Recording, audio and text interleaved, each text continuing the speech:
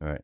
We're recording on computer, on VR headset, local machine, cloud, and we have VR webcams running. I mean, how else can we complicate this?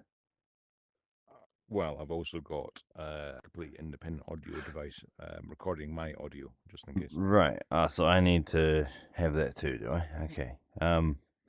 All right. So how do we, with all the world's technology surrounding our senses, how should we proceed? Yeah, right. Do you want to take me through the stuff you've got? Sure. Because, as aforementioned, my weekend's not been that productive, but I do All right. have some things to impart. In part now. All right. Well, so I struggled a lot to get the Artifact API written.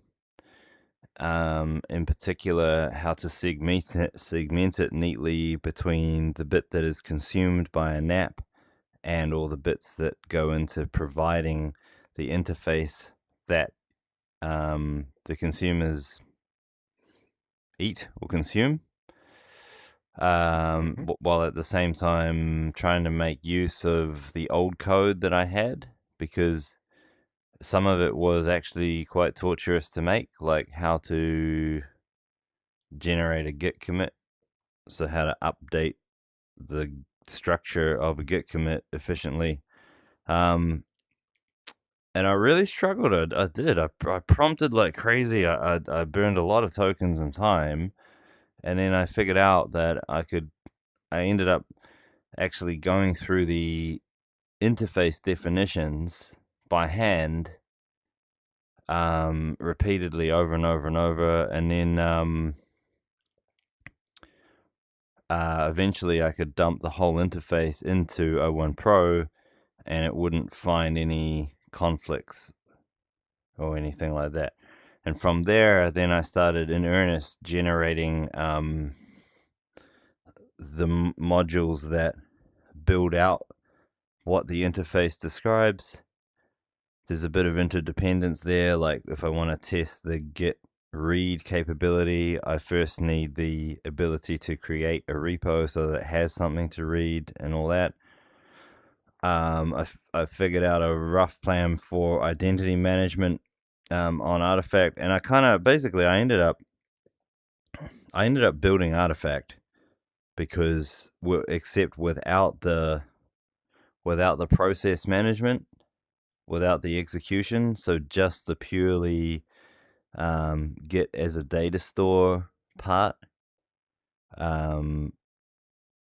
I kind of ended up just building it because it was hard to not do that, if that makes any sense at all. By by you ended up building it, you mean you were like AI leveraged, or did you actually have to go and do it? Oh, AI I'm, leveraged, I'm, I'm most guessing, yeah, definitely. yeah, yeah. It just got hard to not build the whole thing. You know, like a lot of the techniques I think for writing code are about saving human time. And when human time is taken up by having to explain exceptions or like why aren't we making the whole thing, then it's just kind of easier to just build the whole thing for real. Uh, so that Okay, was okay. frustrating. So It probably lit up a bright spot on the usage of O1 Pro because it was a heavy couple of days. when Um, you um when you ingested it all, did you ingest the current code base, and did it handle it? I only ingest the modules that I need. Like for example, here I'm asking for. I made an interface called environment, and I just want the environment piece written. And so I ingested all of the API, which I often fully ingest, which is about 8 kilotokens.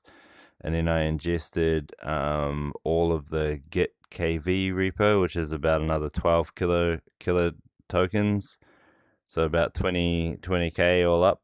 And then I asked my questions there.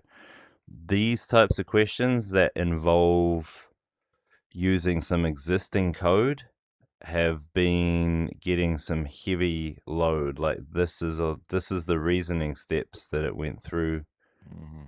to do it, which is a lot by my Oh, well standards. done. I Nice. know, right? Nice. Yeah.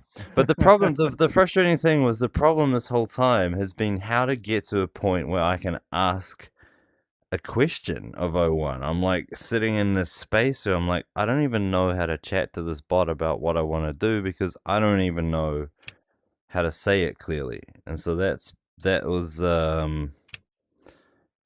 frustrating. It felt like being cut off from the machine. But once I got there, then I was away. Were there any snags, any um, rough edges, any weirdness that you had to Well, step in? the only thing I noticed was some of my custom instructions were there from when I was trying to like pistol whip 4.0 into behaving right, and so I went in today and I re-edited my custom instructions to be more less pistol whippy and more tailored for O1 Pro. Um, Sorry, go over that again. Where were you using 4.0? In the custom instructions on ChatGPT under Customize ChatGPT, these instructions are effectively a form of sysprompt. I had some words in there that were put in there from the time when I used 4.0, and I'd sort of forgotten about them. You All right. you probably Okay. have the same. Cool. That's yes. Yeah, I've been putting them all into the thread. I was unaware that One Pro had a No, sysprompt-ish sort you of thing. probably would have had it because it comes with 4.0. Like it just all of the bots read Oh, this. 4.0. Yeah, 4.0 is 4.0 does this. No, Okay. All right. in ChatGPT, this section, no matter which bot you use, it is passed on to the bot in some form. I'm unsure exactly how, but uh, Right. I would implore you to check your settings here because it may be influencing the outcome of O1 Pro unnecessarily. Right. That is an interesting point, which I'll check now. But yeah, it took me a lot of thrashing around to actually get to the point where I could ask a succinct question because I just didn't know how to design the system or how to modularize correctly. And so, yeah, that was my struggle. That was my pain. Where is this? So click This on your prompt. pretty face up in the top right. Yeah. It's what customize. Yep.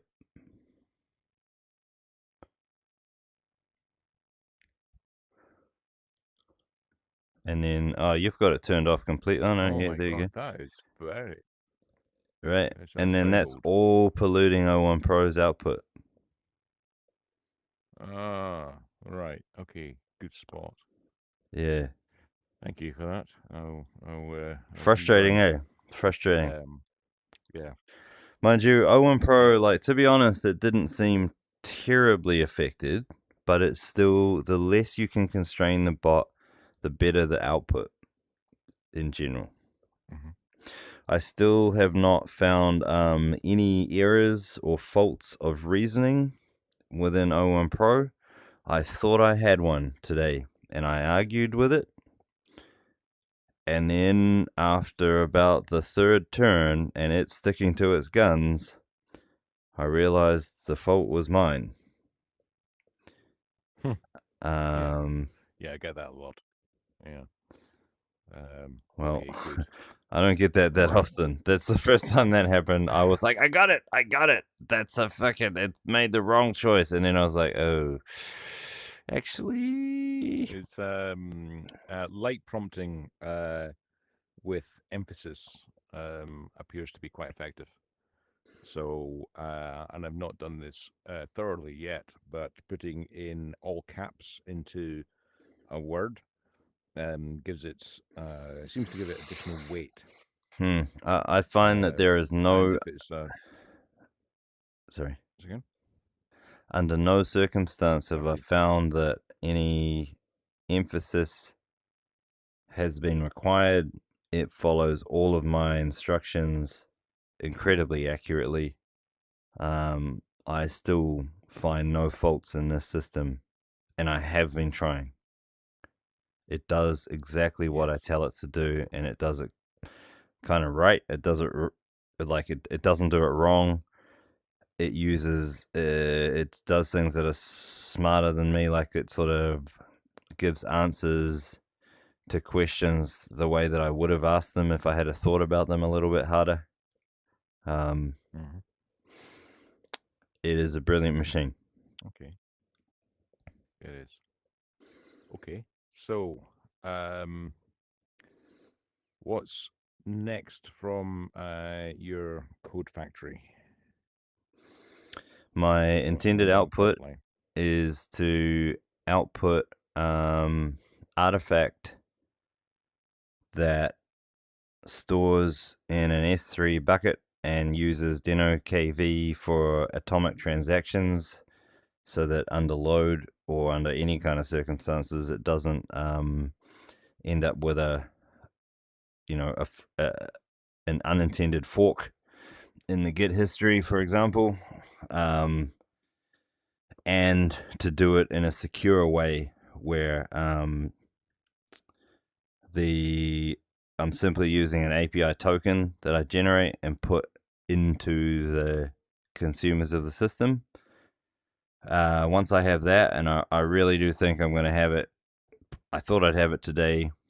I hope I'll have it tomorrow. It's really that kind of a position we're in right now. Once I have it, then I will install it on the customer site, and the module that polls their accounting system will poll and write to Artifact, and then that'll be stored in the cloud. And then it's like, well, now I present the data in a browser, and that's the milestone I'm trying to get to. I think I'm going to get there this week, possibly in the early half. Cool. Oh, fighting words.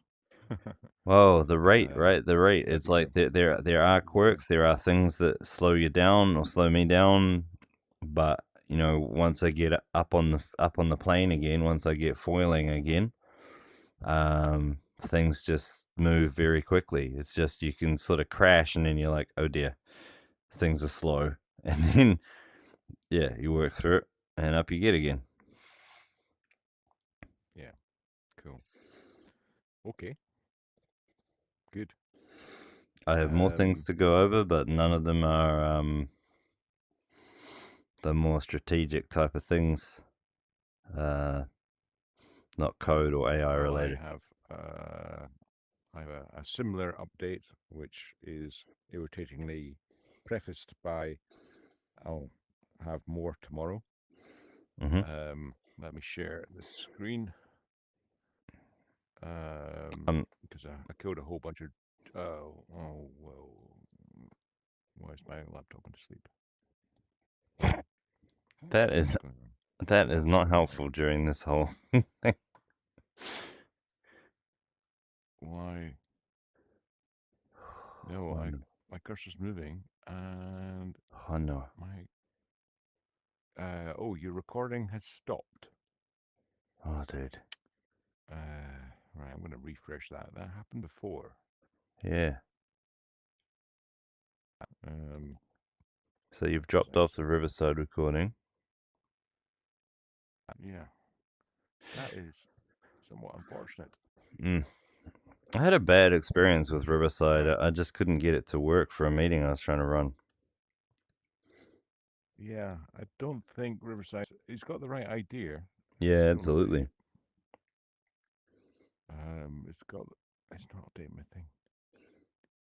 I'm not sure if it's immersed or. Oh, hold on a second. I got a warning. What's that? Uh,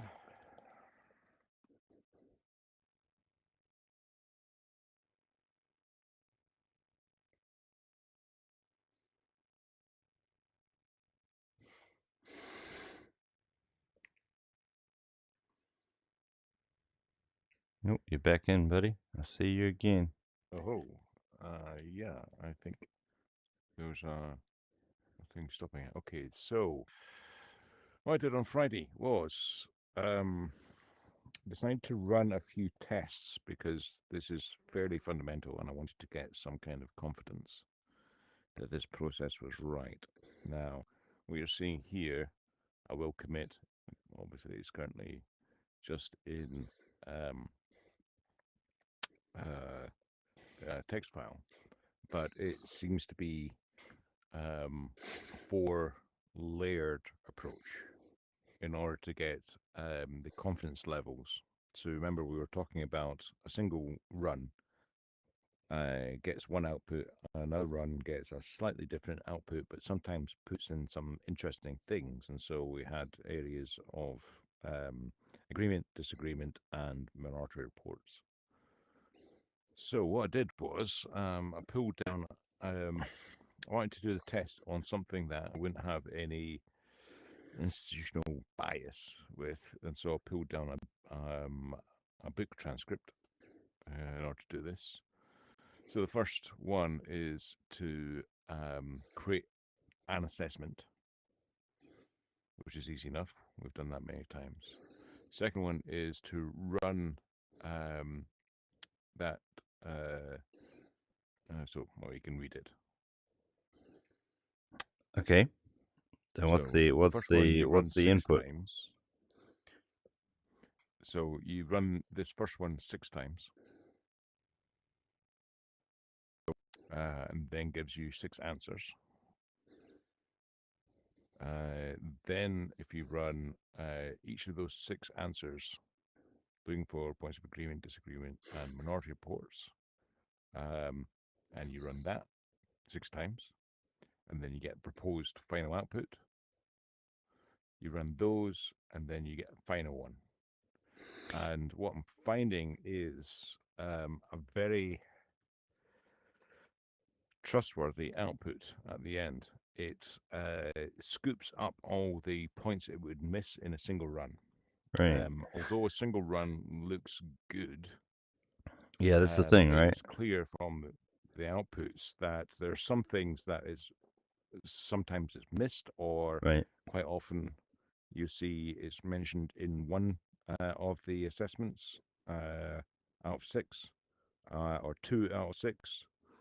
Um, but by running it through twice, what you get is convergence. And I don't think we need to do it more than twice.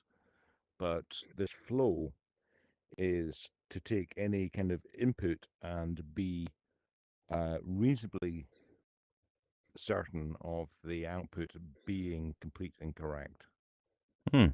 That's pretty So it solid. doesn't seem much when yeah, it doesn't seem much when I say it, but this actually took quite a long time to hand crank. Yeah, a bit. But that process of essentially it's four steps. So you do an initial assessment. It's like a start for 10, then you run it six times, and then you compare all the outputs against the initial assessment. I'll scroll down.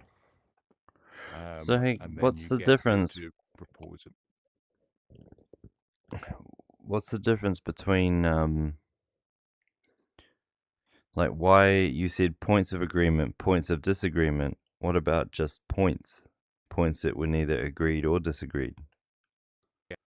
Because what I'm trying to generate is percentages. It's like how much agreement. Because if Why it's do just you said care? points, because of the subtleties of it. If there is something that is below our conversions level, say 80%, then there might be something more to talk about there. If it's 100%, it's like done deal, happy days. Some of them go down to 47%, where we've been talking on a transcript and we've been talking past each other. And so, is that an agreement or a disagreement or a point? So, um, the uh, the reason for this rinse and wash is it gives you a certainty percentage that you can look saying, hmm, uh, Tom and Scott agreed with this 47% of the time. was like, really? Or Thomas Scott agreed with this 100% of the time. Great. What model were you using to run these? 01 Pro, all the way. Do you expect there would be any difference if you ran 01 Mini? Probably speed, yes. But accuracy? I've not run that experiment yet. But what I'm expecting is when O3 comes through, rather than go and check any kind of incremental changes between O1 Mini and Pro, Right. Yeah, good point. I'm Good just point. using Pro and I'll Yeah, wait for right. O3 and then I'll Right. run benchmarks. Right. Fair enough. Okay, so we've got one more week until O3 Mini comes out. Yeah. But the bottom line is through this process, any incoming messy data gets washed and rinsed, and then outputs uh, um, assurance levels on each of the statements that it makes about that incoming information, so that you know with some confidence that at least what you've recorded in the the minutes on chain the minutes is actually right, and if it's a bit nuanced, then you can see it. It's just jumps out. It's like okay, that's really cool. 47%. Let me show you. I was saying it. When I'm just describing it, it sounds like I've not. So this is I've just been using Life 3.0 as something that I'm not going to add in my own bias to.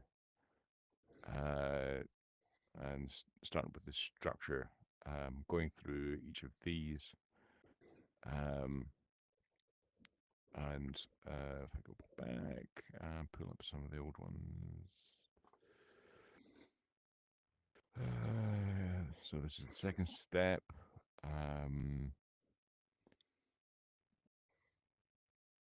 It's got options for adding additional things that was previously not, none of the previous summaries had included.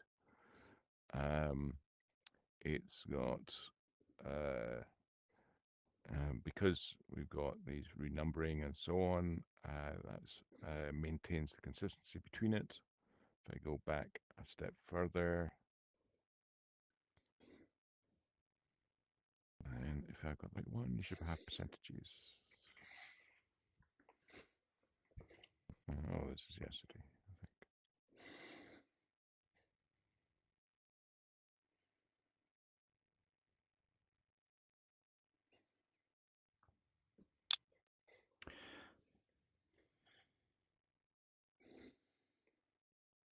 That's pretty good. I can see that the things I do in code would benefit from that too. Anyway, somewhere in all these tabs, there it comes back with percentages of certainty for each thing.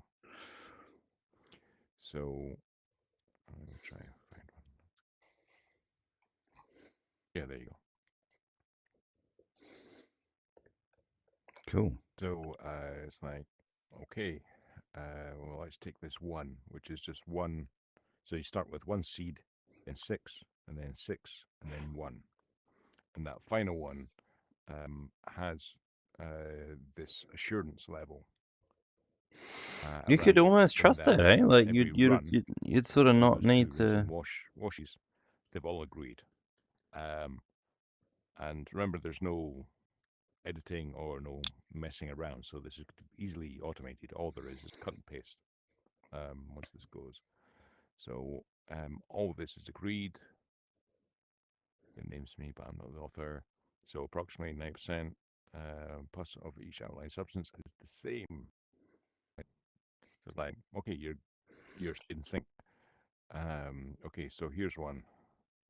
33%. It's like you're not in sync on that one. You got 17% assurance of all of the runs from one input. 17% assurance that this is. It's like, I think we would just have a dead cutoff. If it's less than whatever we want to choose, 50%, then it doesn't get included in the, you know, in the commit. Now, I've done this for this book just to see. So what I did was I just took a few chapters of a book, transcribed that, put it into this process, and saw where. Now, I'm assuming there's a good book actually, Life 2.0. But seeing where each run of the bot diverges from other runs. And then what I've found is the reason I've got two rinse and washes is the first one seems to be divergent on AI. The second one seems to be divergent on the thinking of the author, which is more interesting. And then when you get to smoosh them all together, you've got a confidence level of a statement as opposed to just a statement. Yeah. So, as I say, I ran this experiment. I was very pleased by the outputs because I read the couple chapters and then ran it through this blind, got the final output, read the final output, and then I was thinking, yeah, I pretty much agree with that. So, taking one step back, this method of rinse and wash, I think, can be used to take any NL or any data source even, and rinse and wash it twice. And what you have at the end is not only something you can be confident about, but if there are small things that maybe are weaker points and so on, you get a real number. And then we can deal with, well, the bot can use that as a single asset as opposed to, all the intermediate steps. So you go from effectively a transcript to something that's really quite rock solid, but also recognizes that that transcript might have been it might have missed the point. There might have been areas of disagreement. There might have been a squirrel that went off on one after you.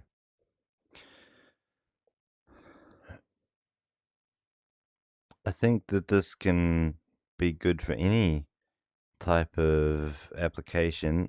Like, for example, generating code. I would like to know that the code file that I had generated was the best of 6, or something like that. Like, there seems to be something very valuable in this best of multiple runs, and it would make me feel safe. Like, the fact that this machine can generate arbitrarily many right sounding answers, it would be great to have a handful and know that the machine assessed itself before coming back. I wonder how long until that's just part of how the bots work. But the extra strategy I wanted to add for you here was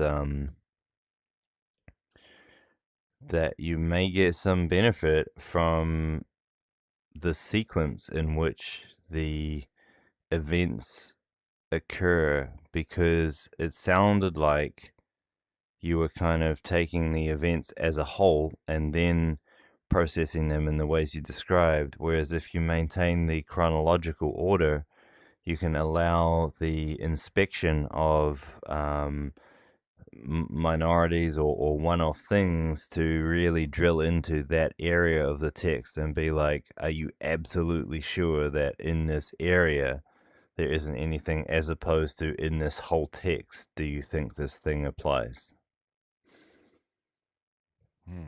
Pause.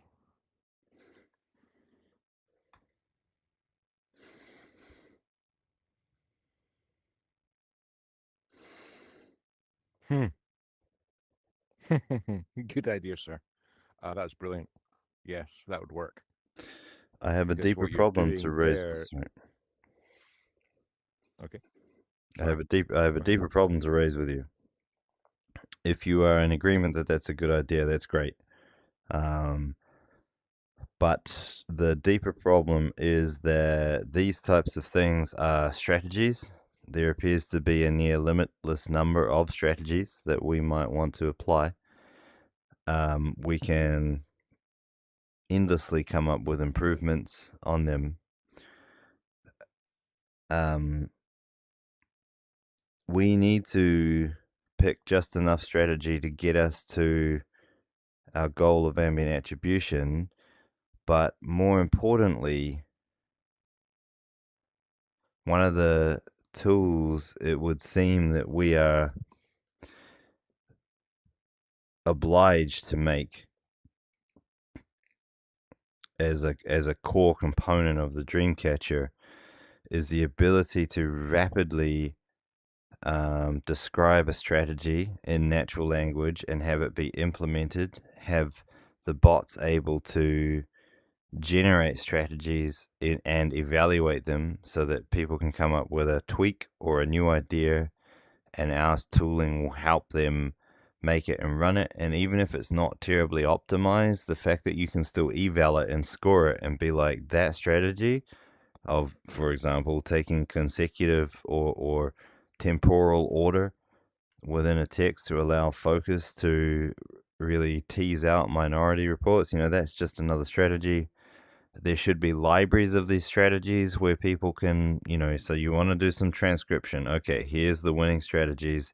Here's the accuracy scores. Here's the benchmarks against reference text. If you're reading white papers, choose this strategy. If you're reading transcribed conversations with errors, choose this strategy.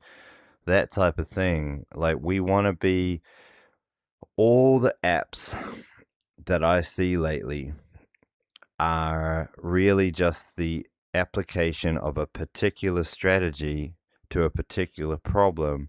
And the problem that those startups have is that they must continue to have the best strategy, even as the bots are changing and all the stuff. And so if we make a generalized strategizing tool, you can make any of these startups and experiment with their kernel, the thing that makes them special, much quicker.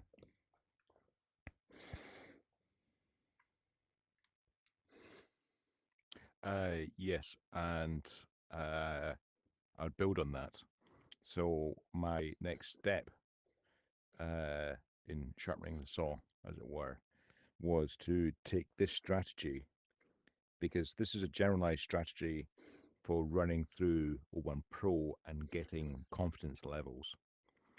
So it would be a case of 20 minutes to open up the tabs necessary in order to run the strategy itself through O1 Pro and tighten it that way. And that maybe there are points in this strategy that are not required or superfluous or deviant in some way.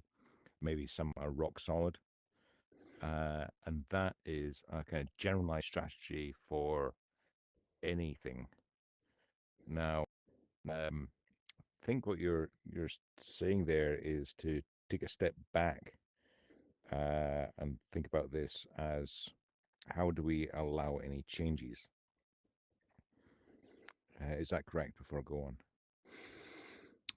It is correct that I am requesting a step back and to view it all as just strategies and to not get bogged down in any given one, but to focus on the general case. Okay. That's what I thought. Good. Okay, so on the first point, and then I'll go into changes. On the first point, I would say that this admittedly handwritten strategy produces good results, but it's a bootstrapping way of getting more and more solid strategies for an arbitrary thing that you want to do. And then when a change comes in, you've got the comparison of the confidence that the change or any particular part of the change, given a natural language conversation, actually makes sense. And then you get one output that is relatively easy to read as opposed to great screeds of things, because it's got an opinion. So and so said this, so and so said that. and they disagreed in not only this document that they're trying to update, but also back in the record of all conversations. This has been discussed before, and so on, and it gives you something at least concrete to decide now whether there's a cutoff at 50% or whatever. That's down to monkey brain.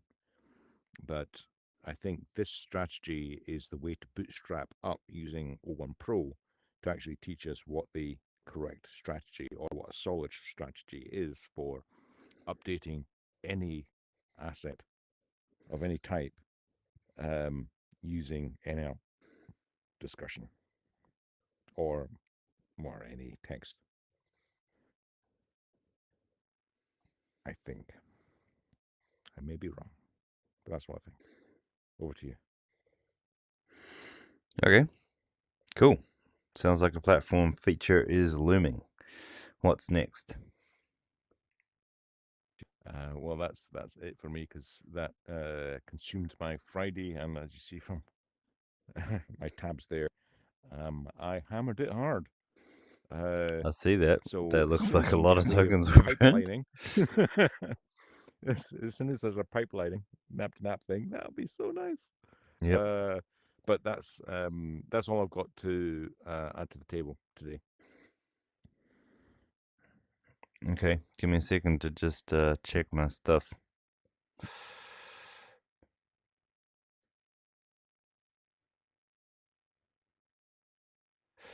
Trump released a cryptocurrency.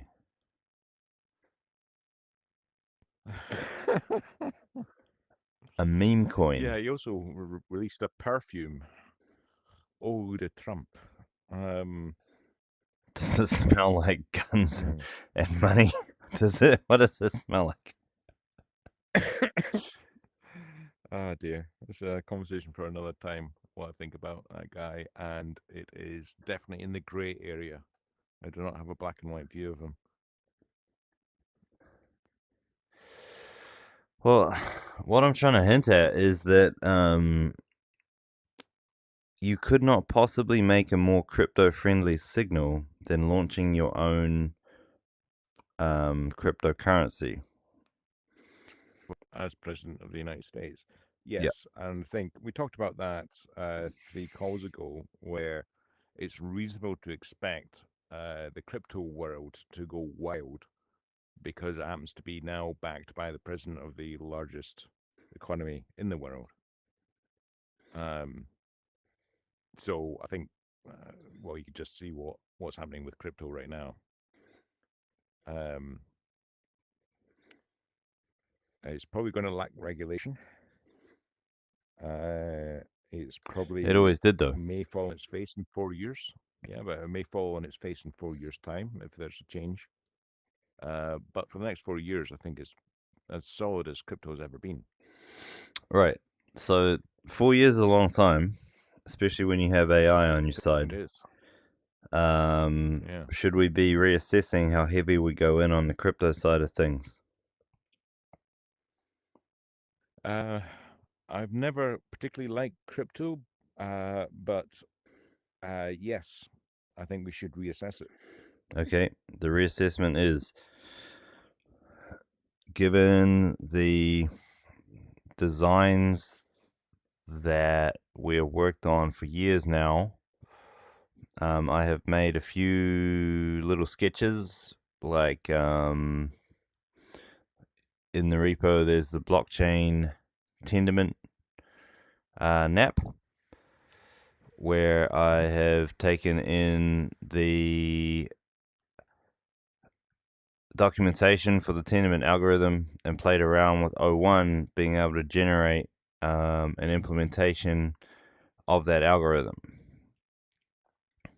including some of the faults that have later surfaced in Tendermint, like the live lock scenario. And O1 appears to be very good at reasoning through those things, just based on my knowledge of Tendermint and how I expect it should be done. Now, the point of that is that I then took those sketches and have been toying with how to rapidly create a blockchain out of artifact that has consensus, where the consensus is modular, could be configured by chatting with something so that it can provision a chain or a set of nodes that was exactly how you wanted it to be for your particular use case. It could reason through the complexities of why it was this, that, and the other thing, blah, blah, blah.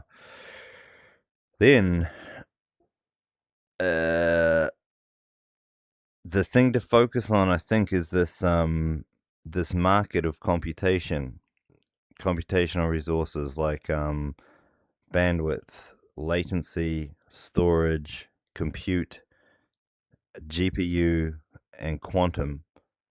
And if we can present those resources in this decentralized way that's highly configurable and AI native,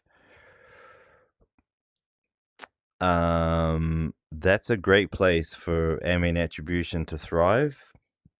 But we can also connect it up to the major cryptos and have very sort of low overhead payments and be much more crypto native, so to speak. Over to you.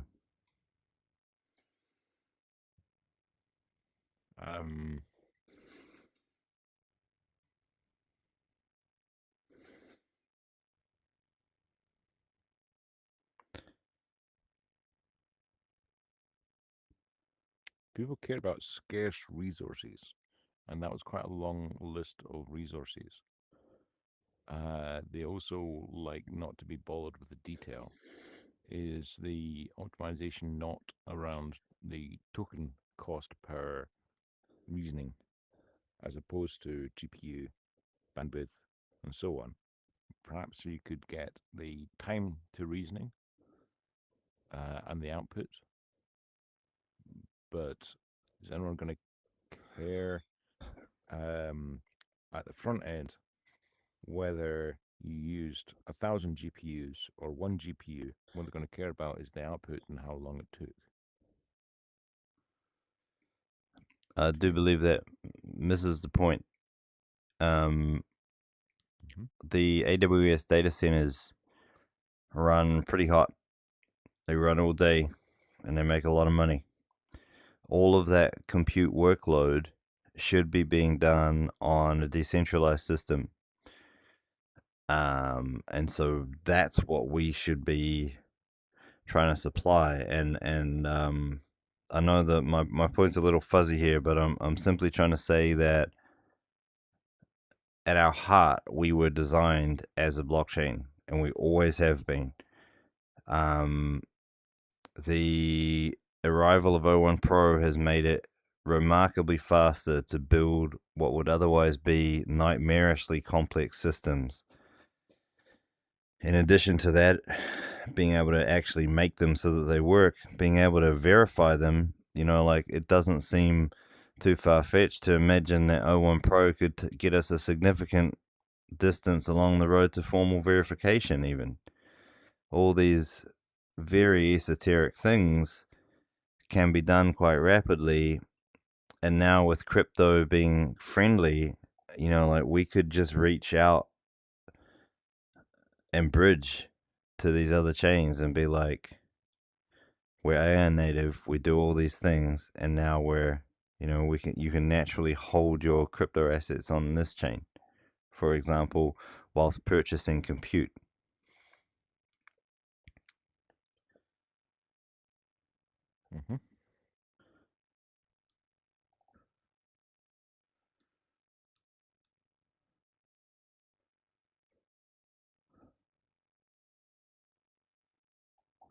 Yeah, that's a reasonable point. Well made. Of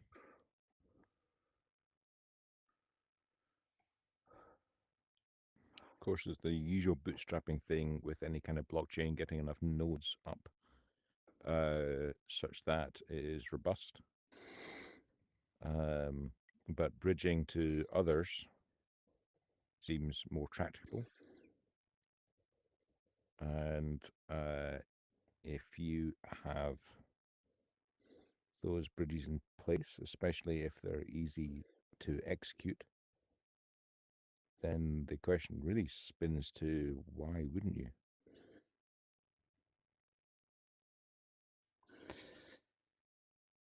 There is no reason Um, not to, but there's a deep. Sorry, you have not finished. um,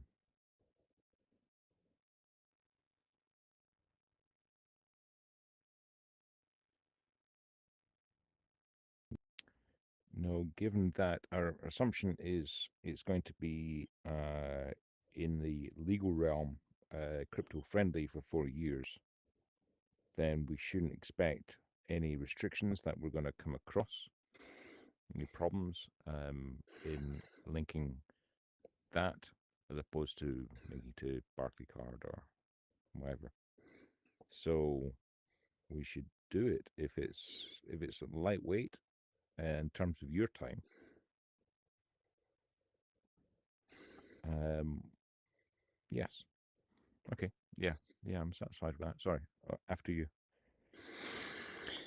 The question isn't so much is it light on my time, or why wouldn't we do it? I think it's also like, well, what other options have we got? Like, we want to make Amin attribution. We know it needs a blockchain.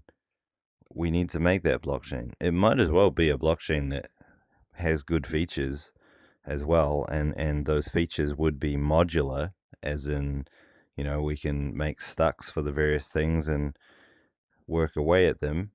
And I think that, in an extraordinarily rapid time, we can have a functioning blockchain network. But the thing with crypto, it's not about bridging to crypto, it's about bridging crypto to the real world or the fiat world. Because my buddy at Binance was like, all the banks are building out crypto desks and the software required to run crypto desks. And so they're busy sort of saying that crypto is bad so that they can squash the power of these exchanges, because they want the exchanges to shut down. But in the meantime, they're building up their ability to be able to be exchanges effectively, because they want to make all that money. They feel like it should be them, and that's typically their realm. They definitely missed the trick with the missing out on the exchanges. And so being able to do something like the mergers and acquisitions field for traditional companies, where we'd use crypto funds, crypto fundraisings, and crypto operations, where people can crypto back little projects or little stacks that do things in the real world, like transforming a company to be autonomous. Those types of activities, I think, will get a strange, rare green light for a small period of time, where it's going to be more about asking forgiveness than permission. Hmm. I strongly agree with that last statement. Um, it comes down to crypto has had a bumpy road up to this point. Some people still think it's all to do with buying cocaine and hookers. Other people think it's all about becoming a billionaire, and others, like Mastercard and so forth, think, well, we've now got the backing of the president of the United States, and so we're gonna latch in somehow and make that available because we'll get our skim. Um, I think we're in a place where the sort of people who would understand attribution and contribution and the dream catcher are the sort of people who would understand crypto. Mm. So we don't have to worry too much. It was an interesting comment that you made about, for now, we've got a window where we can ask forgiveness. I think that is true. I think the zeitgeist, after you.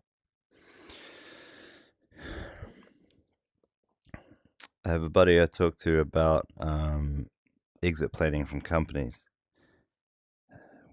We were talking the other day, and it struck me one of the clearest examples of a great idea, or sorry, that came out wrong. Not a great idea, a great opportunity. Um,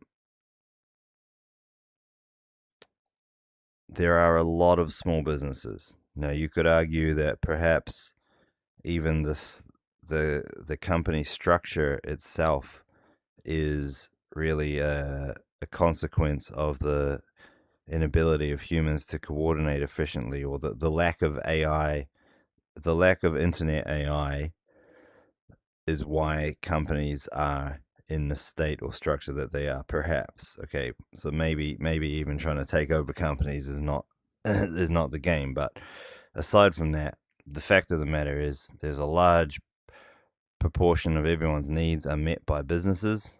Those businesses are widely accepted to be run inefficiently, and moreover, they're difficult to exit from because the founder or the person who runs it can't remove themselves from that day-to-day business. It's not a high-tech business, it's not a this or that, it makes a lot of money, but they can't get out. Often the boomers that want to exit, they don't have a lot, they've gotten by on minimum technology investment, and they just want out.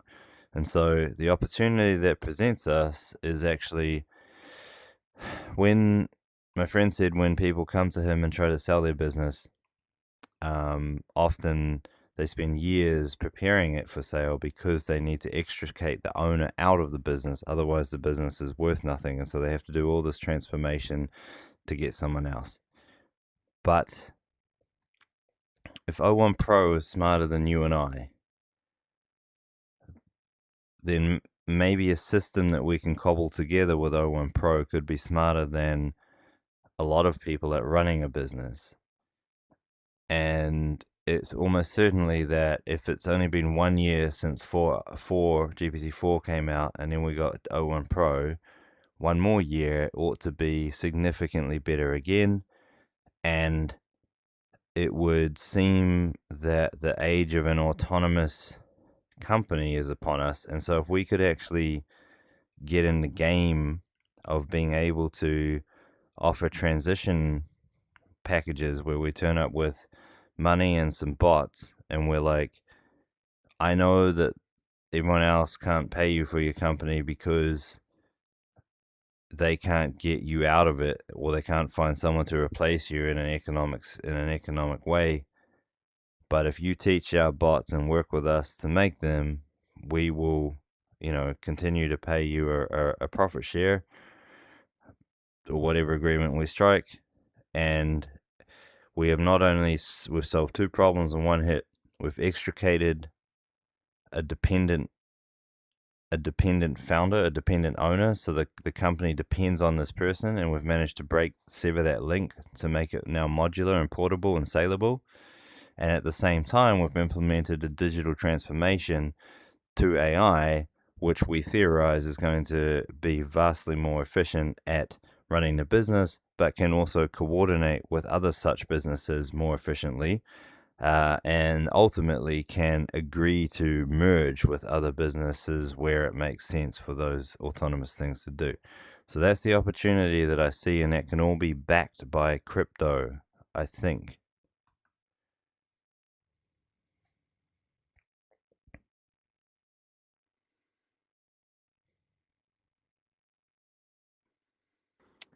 I'm sorry I'm not exact, but I refer to a conversation we had roughly 6 months ago around M&A, which speaks to one of your points about extricating the founder.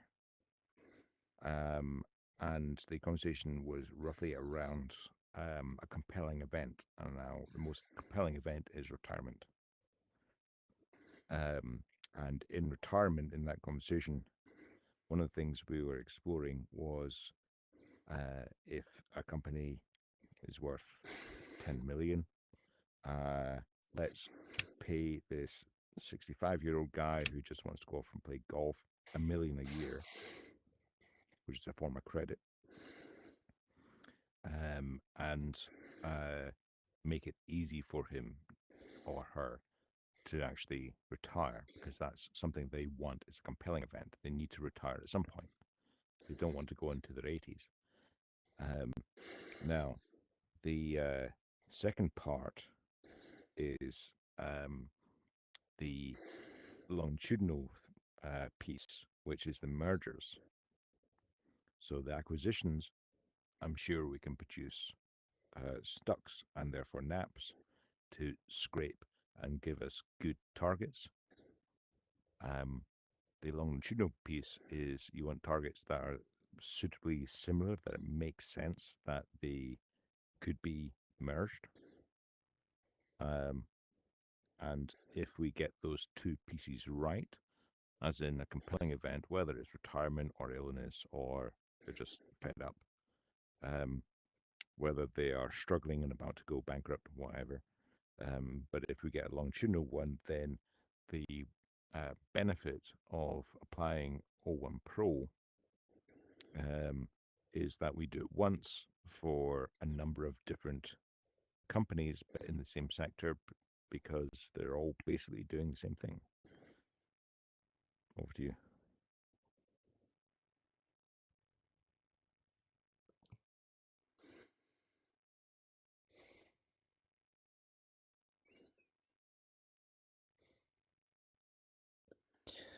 Well,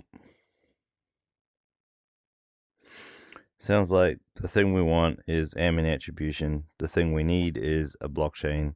And the way to make money with both those things together is to do autonomous companies in the real world using crypto raised funds. I'll raise. Sorry. Primarily because the amount of regulation around those crypto funds couldn't possibly be very high for a little bit of time.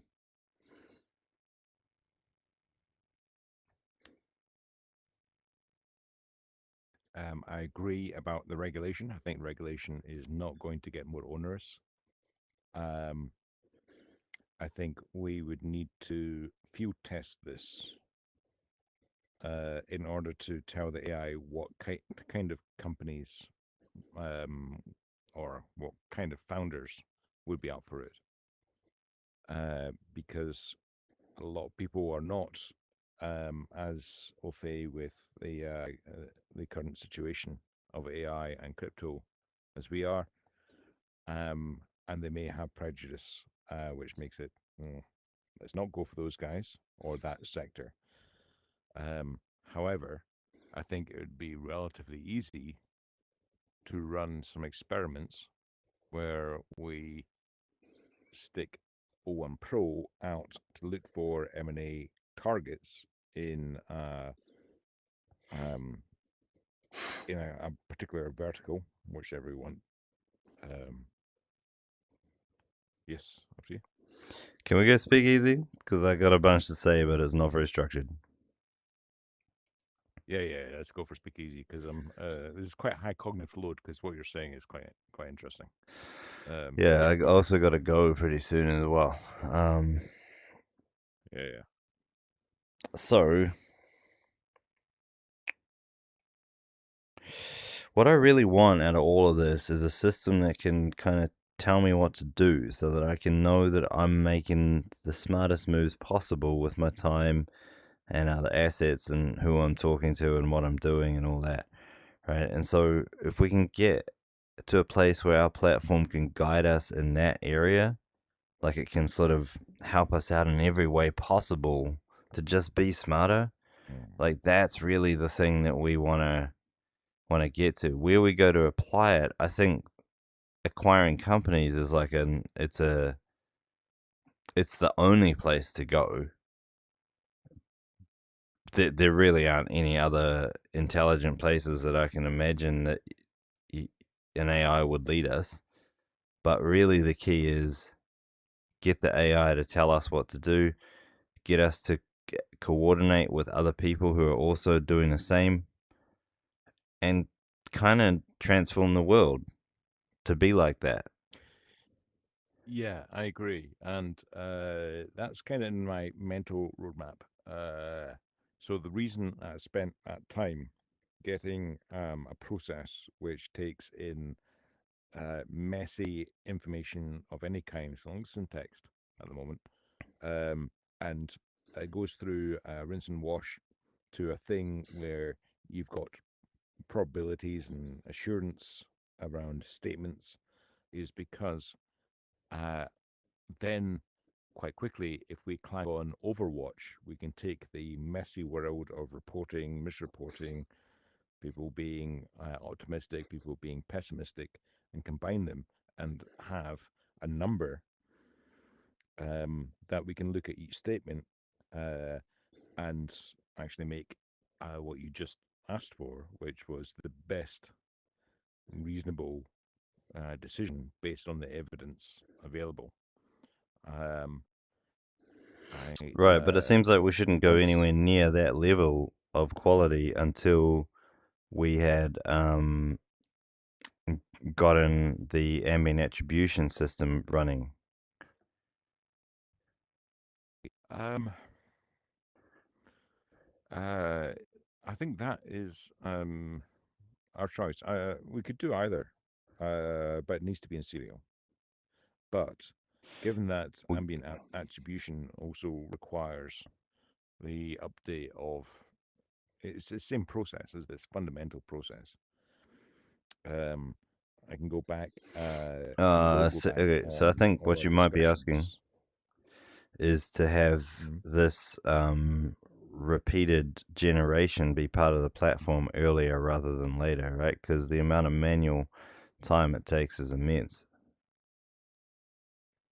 It's yes, it's not immense, but it is in parallel.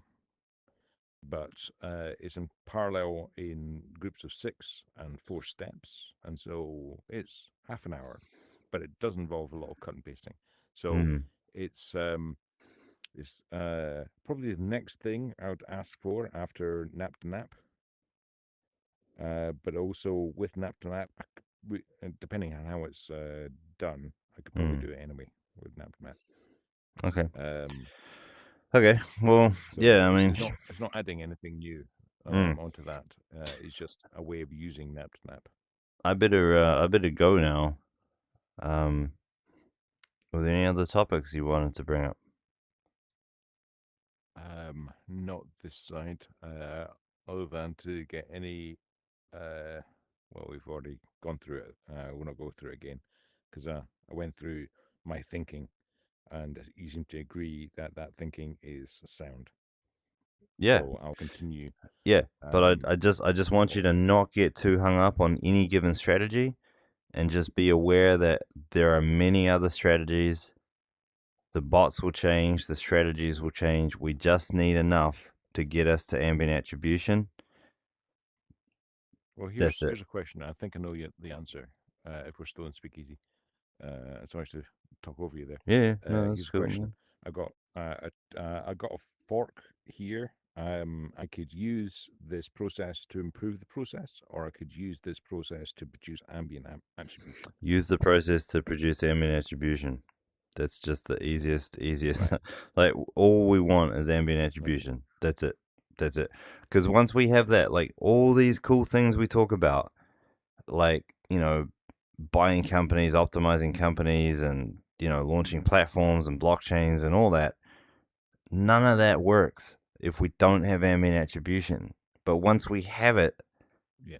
we can go like mad because you almost can do no wrong. Like, once you have ambient attribution, any activity that uses it is helping it.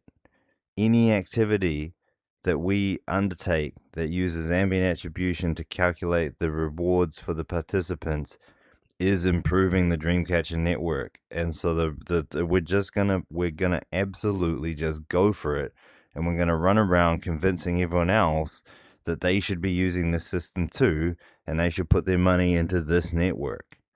So the sooner we have ambient I agree. attribution, the sooner we can start that. That's the yes, I agree. So my work for the next 24 hours, I'm going to apply this process to the previous transcripts on ambient attribution, specifically in order to get uh, some kind of sequence diagram, flow diagram, mathematical explanation that is a hard definition of what ambient attribution is. After that, And what how I'm it can be expecting implemented. is to, yeah. Oh, how it can be implemented. I'm leaving the implementation to you. What do I need to Well, do for well, implementation? because if you just like, oh, here's a formula, like that's not enough. I need like, here's an example of it being applied. Alice does All right. X, Okay. Bob does All right. Y. Okay. So Right? you want yeah, yeah. Okay. Yeah. Yes, you did say that 4 calls ago. You were talking about synthetic examples. Yeah, that's easy Well, enough. concrete examples, Okay. really, concrete examples. Well, by synthetic examples, what I mean is I'm going to be asking O1 Pro to pretend to be a customer, to pretend to be a truck Yeah, that's driver, fine. Either way is fine. But I that's can't build. I that's what I can't mean build by without that. synthetic. I can't build without that because the formula. I'm like, well, it's a pretty formula. Tell me what Alice does. Yeah. Okay. All right. Yeah. Cool. Um. Yeah. In transmission. Yeah. Yeah. And my laptop's